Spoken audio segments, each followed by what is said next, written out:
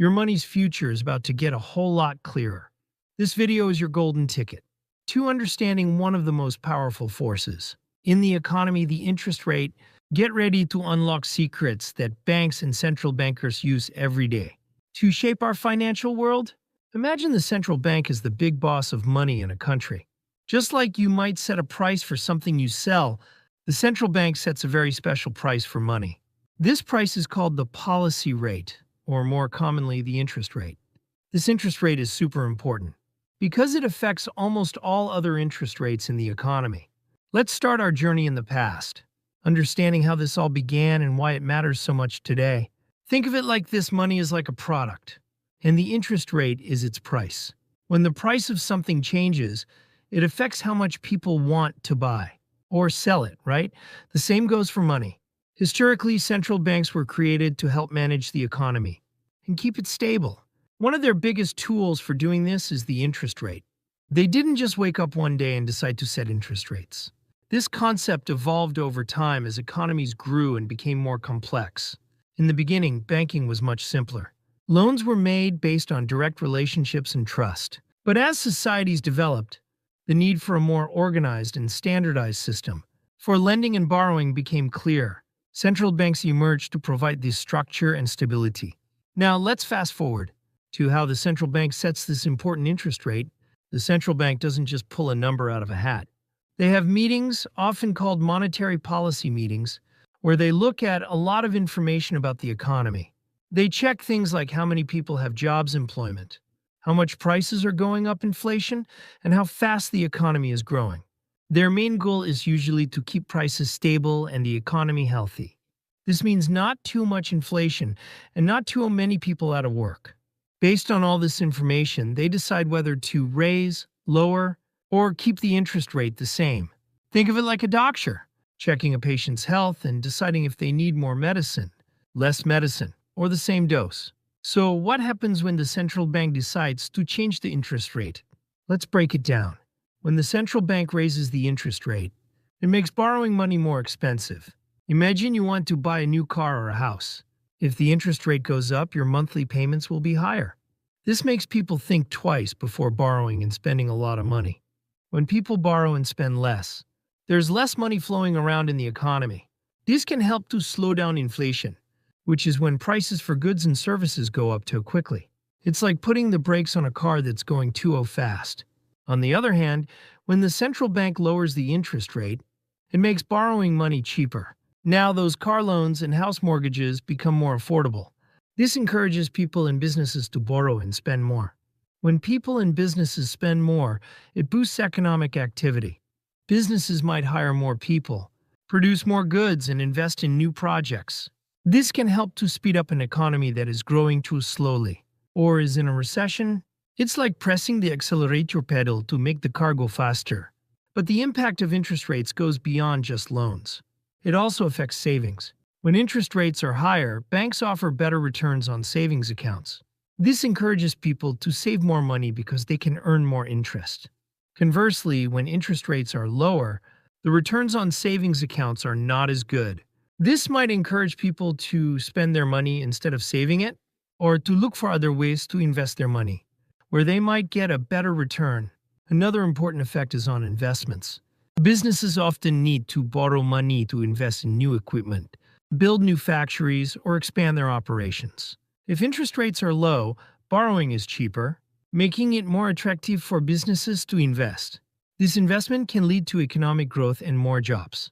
If interest rates are high, businesses might postpone their investment plans because the cost of borrowing is too high, which can slow down economic growth. Interest rates also play a big role in international trade and currency values.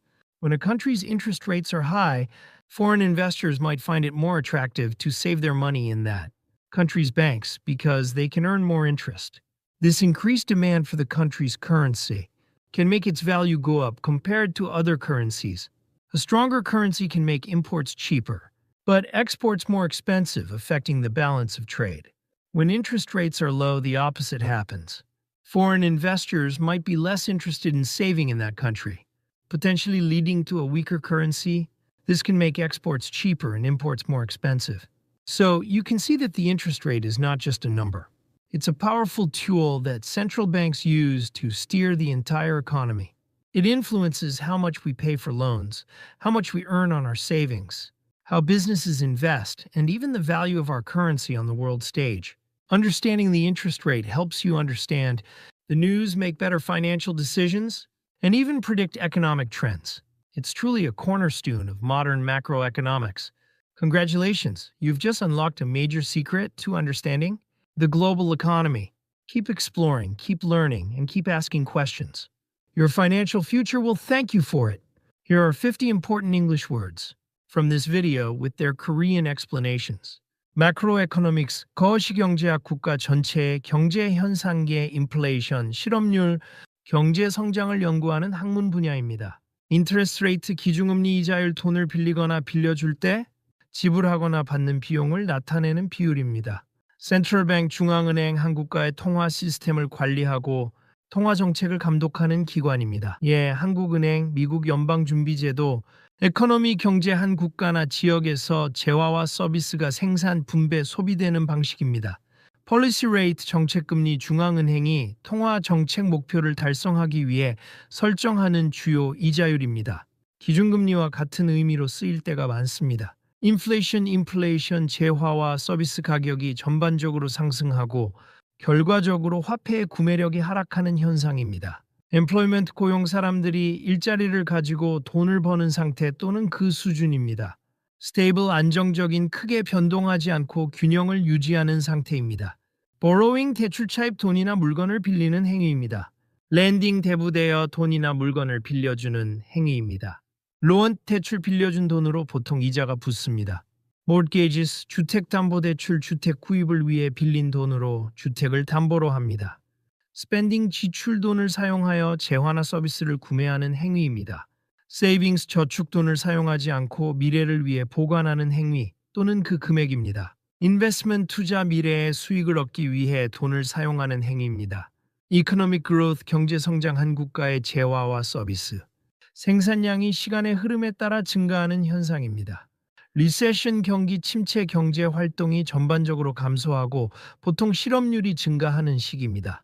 currency, 통화화폐, 한 국가에서 교환 수단으로 사용되는 돈의 형태입니다. 트레이드, 무역, 국가 간의 재화와 서비스를 사고파는 행위입니다. 대만 수요, 특정 가격에서 재화나 서비스를 구매하려는 소비자의 의사와 능력입니다. supply, 공급, 특정 가격에서 생산자가 시장에 내놓을 수 있는 재화나 서비스의 양입니다. monetary policy, 통화정책, 중앙은행이 물가 안정, 완전 고용 등 경제 목표를 달성하기 위해 이자율과 통화 공급을 조절하는 정책입니다. financial world, 금융세계, 은행, 투자, 주식시장 등 돈과 관련된 모든 활동과 기관을 아우르는 개념입니다. stabilize, 안정시키다, 불안정하거나 변동성이 큰 것을 안정적인 상태로 만드는 것입니다. standardized, 표준화된, 모든 사람이 따르도록 정해진 규칙이나 기준으로 통일된 것입니다. economic activity, 경제활동, 재화와 서비스를 생산, 분배, 소비하는 모든 행위를 말합니다. goods and services, 재화와 서비스, 재화는 만질 수 있는 물건에 자동차, 옷, 서비스는 무형의 행위의 교육, 의료입니다. consumer, 소비자, 재화와 서비스를 구매하여 사용하는 개인이나 가구입니다. producer, 생산자, 재화와 서비스를 생산하는 개인이나 기업입니다. 캐피탈, 자본, 생산에 사용되는 돈, 장비, 건물 등입니다. gross domestic product, GDP, 국내 총생산, 한 국가에서 일정 기간 동안 생산된 모든 최종 재화와 서비스의 시장 가치 총액입니다. unemployment rate, 실업률, 전체 노동인구 중에서 일할 의사와 능력이 있지만 일자리를 찾지 못하는 사람들의 비율입니다.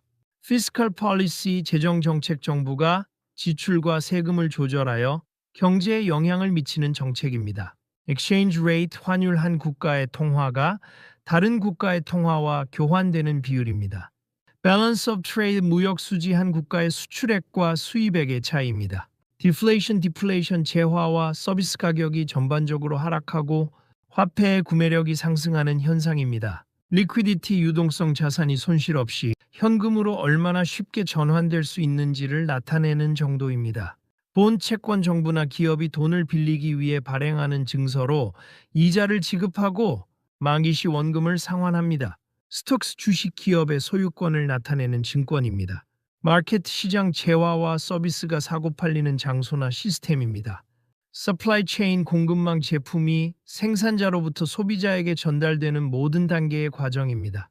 프로덕티비티 생산성 주어진 자원으로 생산할 수 있는 재화나 서비스의 양입니다. 컨슈머 프라이스 인덱스 CPI 소비자 물가지수 도시 가구가 소비하는 재화와 서비스 가격 변동을 측정하는 지표로 인플레이션을 측정하는 데 사용됩니다. 부채 예산 특정 기간 동안 예상되는 수입과 지출 계획입니다. 뎁 부채 빌려야 할 돈이나 빚입니다. 크레딧 신용 미래에 갚을 것을 약속하고 현재 돈이나 재화를 빌릴 수 있는 능력입니다. 에셋 자산 소유하고 있는 경제적 가치가 있는 모든 것입니다. 현금, 부동산, 주식, 라이어빌리티 부채 빚 다른 사람에게 갚아야 할 의무입니다. 글로벌리제이션 세계화 전 세계적으로 경제, 정치, 문화 등 다양한 영역에서 상호 연결성과 상호 의존성이 증가하는 현상입니다. Financial Stability, 금융 안정성, 금융 시스템이 충격에 강하고 정상적으로 기능하며 경제 성장을 지원할 수 있는 상태입니다.